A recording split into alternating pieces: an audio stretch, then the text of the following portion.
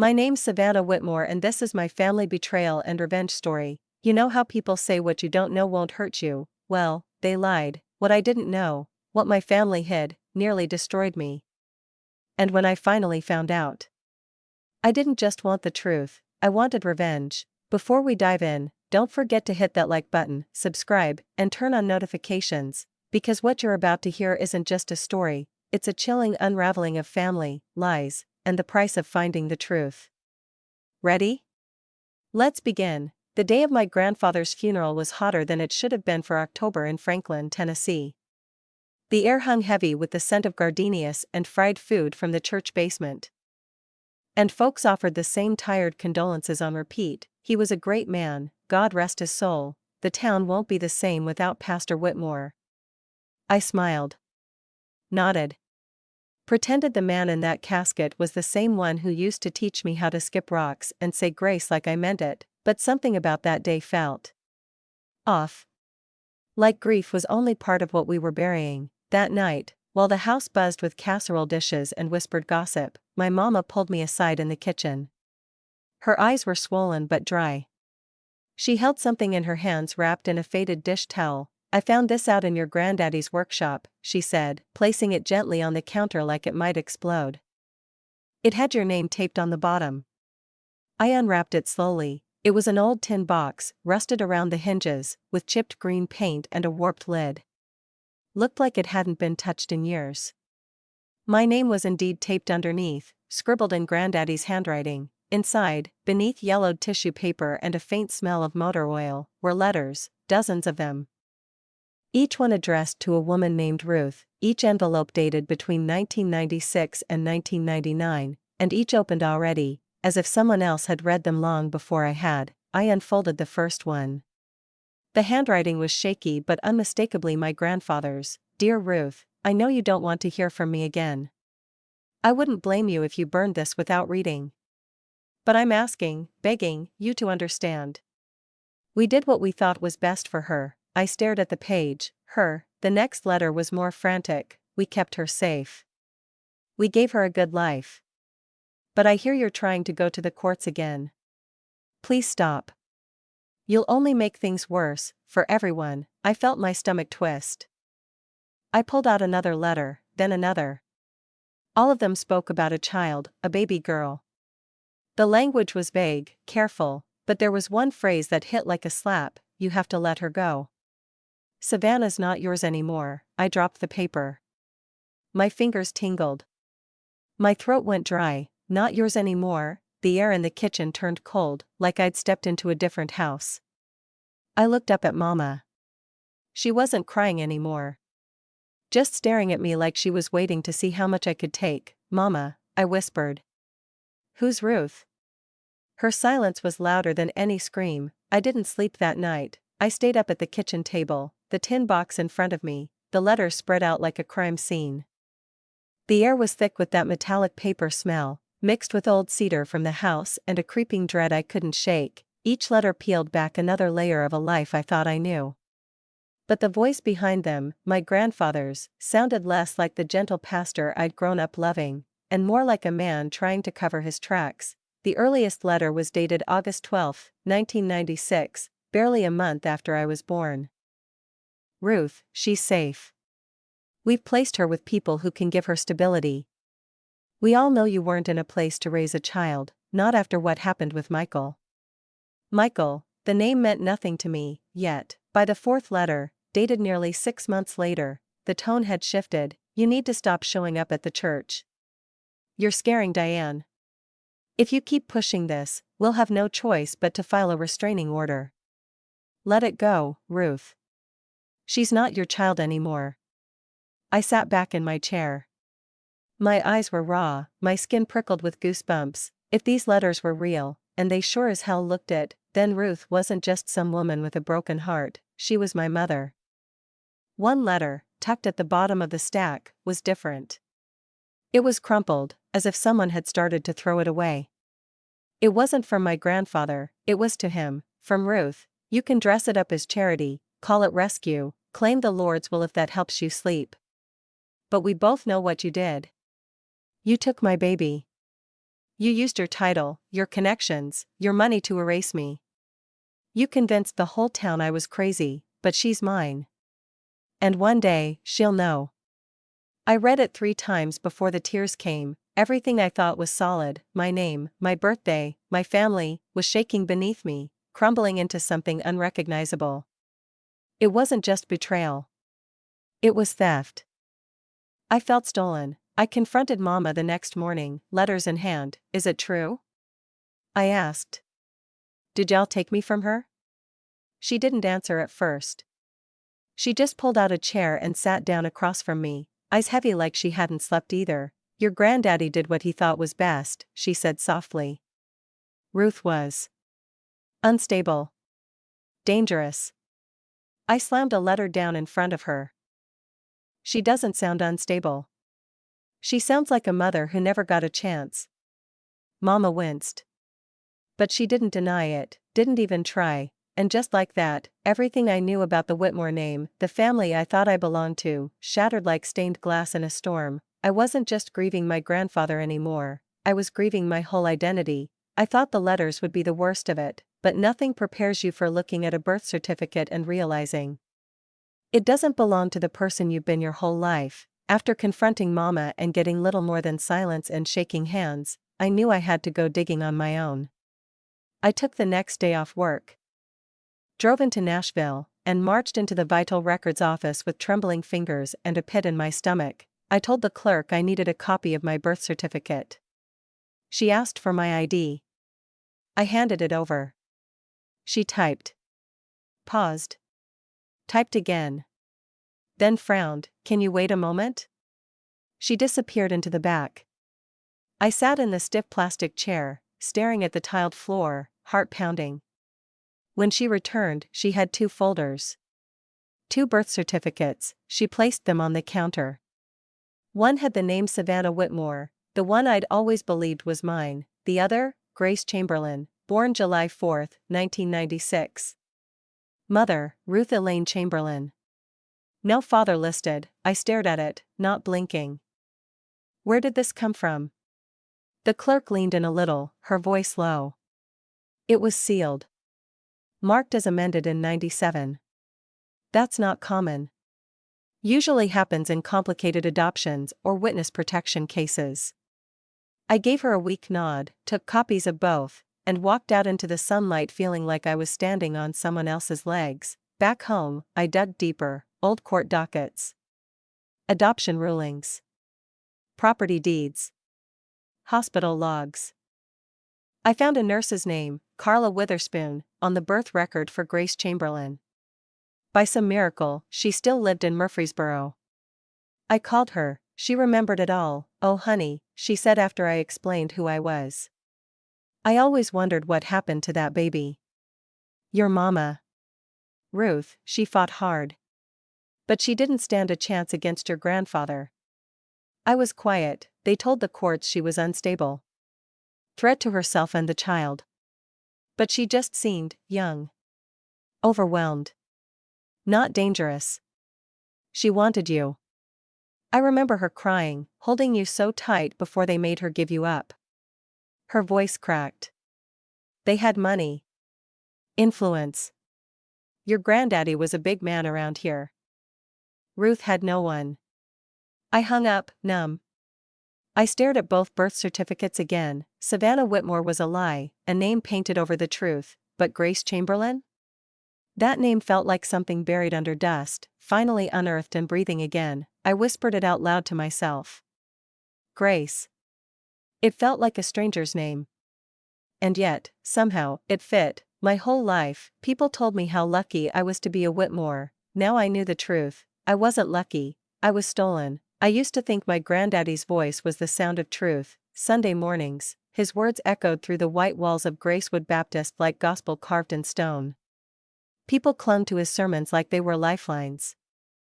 He baptized half the town, buried the other half, and in between, built a legacy out of kindness and control. But now, sitting in his dusty old study with the blinds drawn and the tin box open beside me, I realized he didn't just build a legacy, he built a lie.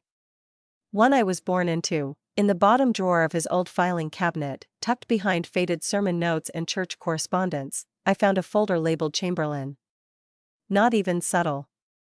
Inside, court papers. Signed affidavits. Medical records from a psychiatric evaluation of Ruth. They painted her as unfit. Paranoid. Delusional. One page claimed she'd shown signs of postpartum psychosis. Another referenced a history of instability with no actual diagnosis. It all sounded official. Until I looked at the doctor's name, Dr. Thomas Keller, a longtime deacon at Gracewood. A close friend of my grandfather's. I looked him up, retired now. Still lived in town. I wasn't ready to face him yet. The court file included a handwritten note from my grandfather, for legal processing. Ensure full custody transfer is clean. No contact from Chamberlain allowed. Under the Lord's guidance. This is the only path. Under the Lord's guidance, he used faith like a weapon, wrapped his manipulation in scripture, and people bowed their heads while he rewrote my entire life. The deeper I went, the worse it got. I found a letter he wrote to the county clerk asking for the adoption to be sealed for the child's safety. I found receipts for a $10,000 donation made to a family counseling center where Ruth's file mysteriously vanished from the system. Every paper trail led back to one man, Pastor Lowell Whitmore. My grandfather didn't just silence Ruth, he erased her, and the town helped him do it. Later that day, I stopped by the church. Empty now, quiet. The pews still smelled like varnish and old hymnals. I stood at the pulpit where he used to preach, and I felt sick. How many people had he stood in front of, hands folded, telling them to forgive, to love, to honor the truth? While hiding me, I wasn't just stolen, I was paraded around like a miracle, a living lie. I looked up at the stained glass, Jesus with open arms. It used to comfort me. Now it looked like it was watching me, waiting for something. I whispered to the empty sanctuary, "You were supposed to protect me." But all I got was silence. I didn't knock when I got home. I walked straight through the front door with a manila folder under my arm and fire in my chest. My mother was in the kitchen, shelling peas into a bowl like nothing had changed.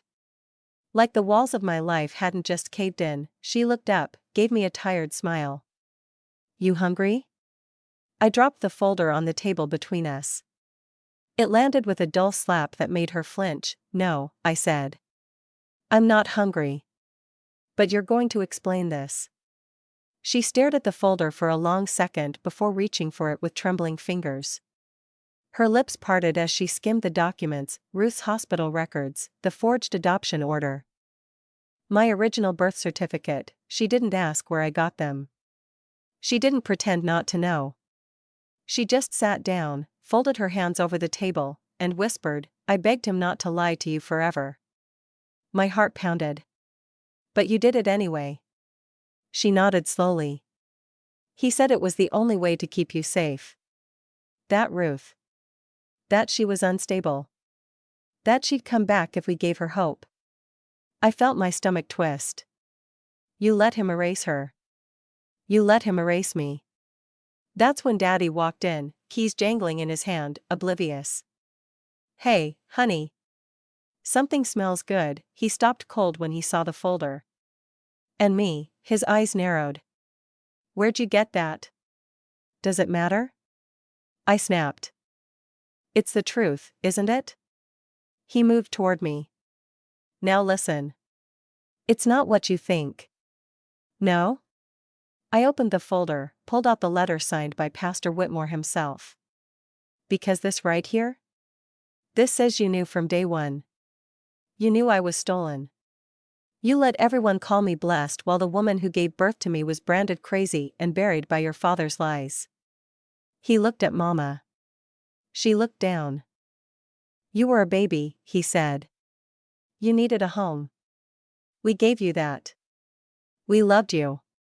"No," I said, stepping back. "You raised me in a story you wrote for yourselves. I wasn't a daughter. I was a project. A secret. A lie you fed every Sunday with a smile and a church dress." My mama cried then. "We do love you." I shook my head. "Then you should have told me the truth. A long time ago." The silence that followed said everything, and just like that, the people who taught me how to ride a bike, how to pray before meals, how to braid my hair, weren't mine anymore. Not really. That night, I packed a bag, because no matter how much wallpaper you put over it, a lie is still wrought underneath. And I wasn't going to sleep under that roof another night. Some people seek closure in private, but when your entire life has been a lie crafted for public consumption, sometimes the only way to reclaim it is to burn it down in broad daylight. I didn't want revenge. Not at first. I just wanted the truth out there, unfiltered, undeniable, irreversible. I wanted the town that worshipped my grandfather to see the man he truly was, so I drove to the Franklin Ledger, a small but respected paper 2 towns over, and asked for someone who wasn't afraid of a scandal. That's how I met Erin Colby. Late 30s, sharp as a whip, and already skeptical when I said, "I have a story that will ruin one of Franklin's most beloved names." She raised an eyebrow. "You better have proof." So I gave her the folder: birth certificates, sealed court documents, copies of the letters, audio from the night I confronted my parents, where Mama broke down and admitted the truth. Even the nurse I'd spoken to had agreed, off the record, at first, to confirm Ruth Chamberlain's side of the story. Erin sat in stunned silence for 10 minutes, flipping through the papers. Then she said, "How soon do you want this out?" "Now," I said. "Before anyone tries to bury it again." The story dropped online 3 days later: the pastor's secret, stolen baby, silent church, and a family built on lies. It hit Franklin like a thunderclap. By noon, it was trending locally.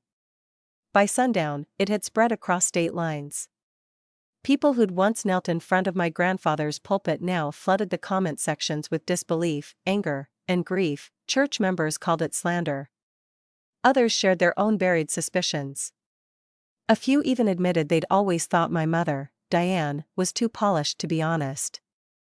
But none of it mattered more than what happened next. The church board voted to remove my grandfather's name from the community center. The Chamber of Commerce pulled his photo from the Leaders of Legacy wall downtown.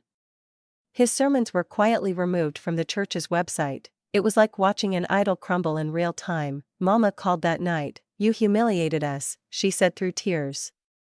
"Why would you do this to your family?" "I didn't," I replied calmly. "You did.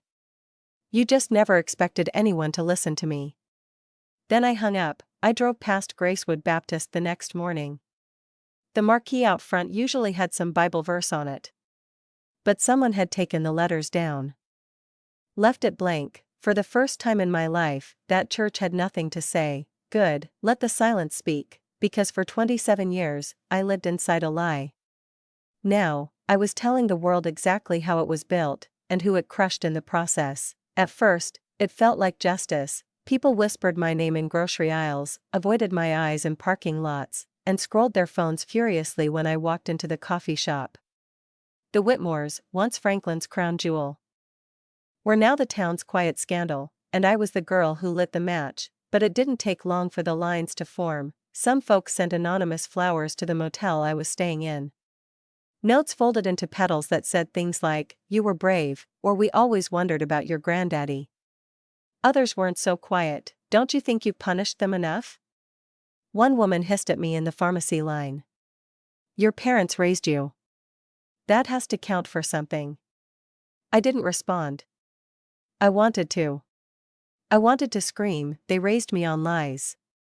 But what would have been the point? This town didn't want the truth. Not really. They wanted the idea of goodness. The illusion of morality wrapped in Sunday hats and potluck casseroles. The worst was Mrs. Landry, our old neighbor from 2 doors down. She stopped me outside the post office. "You've broken your mama's heart," she said, lips pinched like sour fruit. "After all they did for you." "They didn't do it for me," I replied. "They did it for appearances." She narrowed her eyes. "And now look at what you've done to their name." I wanted to laugh. Their name? What about mine, the one they stole? The one I had to dig up from court records and forgotten letters like it was a corpse buried under their shame. Still, I'd be lying if I said it didn't hurt. These were people I'd grown up with. People who'd brought Jell-O salad to our cookouts and clapped for me at school plays. And now, half of them treated me like I'd set fire to their living rooms, and the ones who stayed silent? Somehow that cut deeper. They knew. They'd read the article. Heard the tapes. Saw the same evidence the world had seen. And still, they said nothing. Just like they did when my grandfather buried Ruth Chamberlain's cries under titles and tithes. That night, I sat alone on the hood of my car behind the motel, wrapped in a hoodie that still smelled like my childhood bedroom.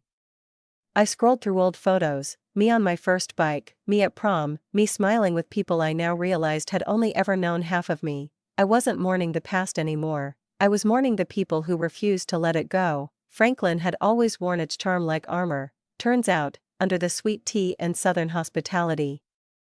There was rot, and it wasn't just in the Whitmores. The drive to Memphis felt longer than it should have. I had Ruth's address scribbled on the back of a gas station receipt.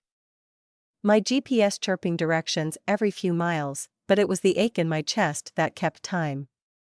Every highway sign was a countdown to a moment I'd imagined 1,000 ways and still wasn't ready for. What if she hated me? What if she didn't recognize me, didn't want to? What if this entire journey ended in another locked door and a woman who'd already made peace with the past I was just now unearthing? But I had to know. The house sat just outside the city limits, small, weather-worn, tucked behind a fence of tangled rose bushes.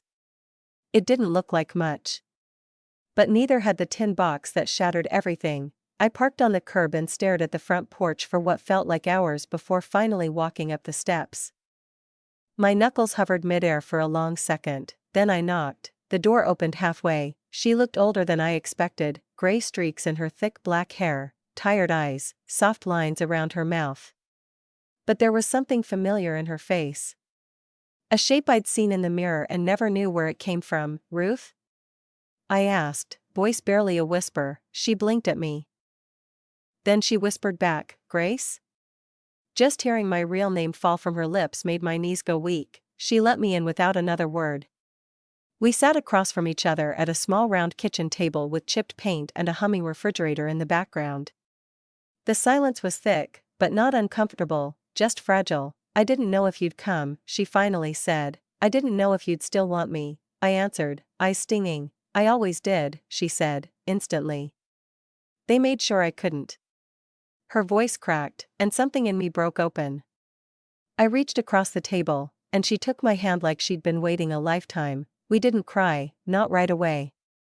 The tears came later. After the stories spilled out, she told me about giving birth in a county hospital with no one by her side. About my grandfather showing up 3 days later with paperwork and 2 men in suits. About the threats, the silence, the lies. I told her about the girl they raised, about the church, the expectations, the pressure to be someone's blessing. I told her about the tin box.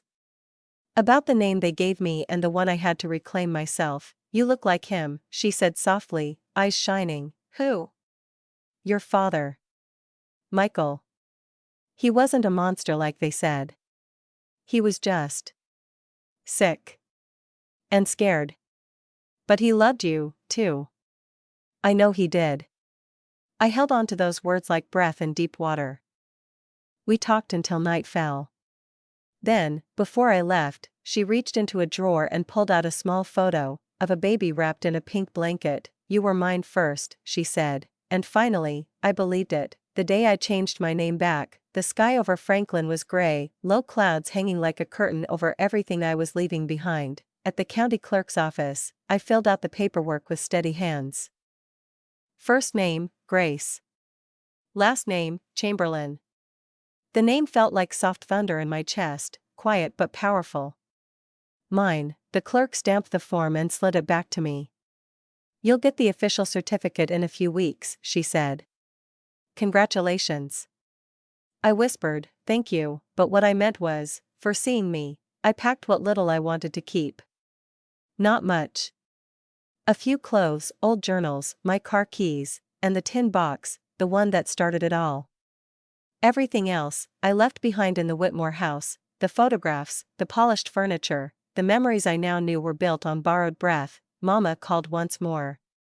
I let it ring. I didn't need her tears. I didn't need forgiveness. I didn't need permission. What I needed was distance, and the space to let the truth become a foundation instead of a wound. I drove through town with the windows down. The same streets I once memorized felt foreign now, like walking through a dream that belonged to someone else. People on porches turned their heads as I passed. Some waved. Some looked away. A few just stared, like I was a ghost with unfinished business, but I wasn't. I was done. I took one last look at the church, Gracewood Baptist, where my grandfather once preached righteousness from a pulpit of lies. The steeple had a fresh coat of paint, but it couldn't hide the cracks underneath. Just like them, I didn't stop. I didn't owe that place anything. Ruth called later that night. "Did you do it?" she asked, her voice warm and a little nervous. "I did," I said, smiling. "I'm Grace again," she cried, and for once, I let her. I found a small apartment outside of Nashville. Nothing fancy, just a clean slate and sunlight through the windows. I started a new job, signed my lease with my real name, and introduced myself to neighbors like I'd lived that way all along. It was strange how fast healing begins when you're no longer carrying someone else's lie on your back. I still have questions. Pieces I may never fully understand.